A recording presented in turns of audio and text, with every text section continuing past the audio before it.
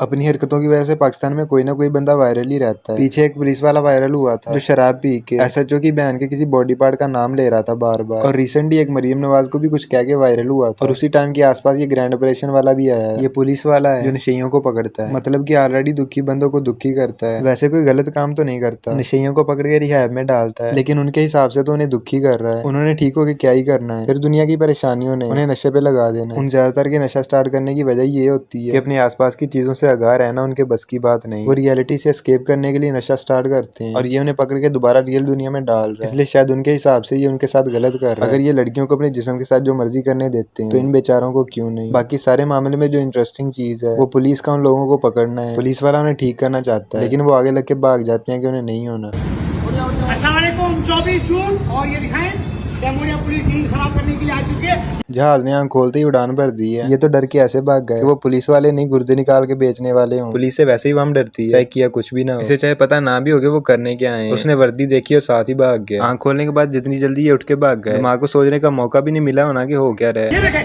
ये देखें इसका भागना देखें।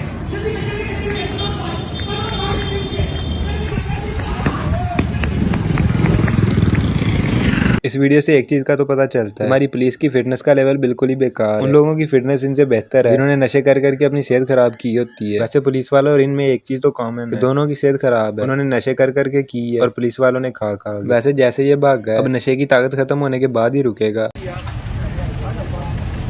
झुमके वाले बाबा इधर दिखाएं कैसे हुलिये बनाए हुए हैं और मज़ारे कायद की अतवा में बैठते हैं और बाइक के गायब चलाएं। दिखाएं इस वक्त बड़ा क्रेक डाउन 16 जुलाई का मोबाइल में बिठाएं।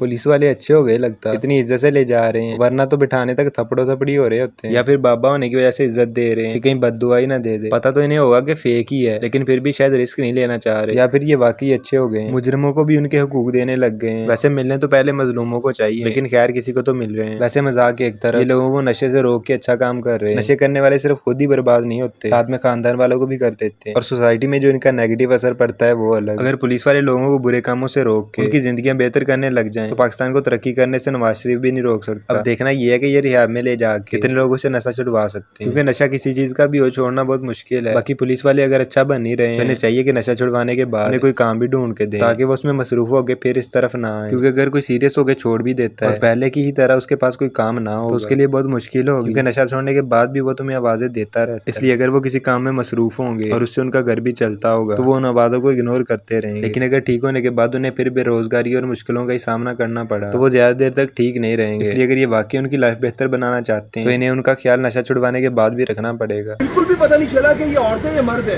लेकिन आपने जाके फौरन पकड़ लिया। अगर आप शायद ये भेस नहीं बदलते तो शायद आप नहीं कामयाब होते। भेस बदलने की जो हिकमत अमली ऐसे जो सामने, क्योंकि जैसे मोबाइल वहाँ से गुजरती है सिपाही बाइकों पर जाते हैं ये लोग फौरन भाग जाते हैं। अच्छे होने के साथ साथ ये समझदार भी होते जा रहे हैं। फिटनेस की वजह से पीछे भाग के पकड़ना इनके लिए बहुत मुश्किल है, इसलिए इन्होंने सोचा कि उन्हें पता ही ना चलने दिया जाए कि उन्हें पकड़ने आया जा रहा है। और मैंने जैसे हाथ डाला तो उसने मुझे कहा खाला मुझे क्यों पकड़ रही हो, तो मैंने कहा मैं खाला नहीं खालू हूँ। नशेइयों को शायद अब बुरकों से भी डरना पड़ेगा। पहले वो वर्दी देख के भागते थे, अब चाहे अपनी तरफ कोई बुरके वाली भी आती देख के भागने लग जाएं। इनके लिए परेशानियां और बढ़ गई हैं। जितनी अवाम बुरके पहनती है इनको हर वक्त अलर्ट ही रहना पड़ेगा। वो भी सोचते होंगे कि बहन जो नशा भी सुकून से नहीं करने देते। वैसे उन बेचारों की लाइफ परेशानियों से भरी है, नशा ना करें तो भी मुसीबतें और करें तो फिर भी।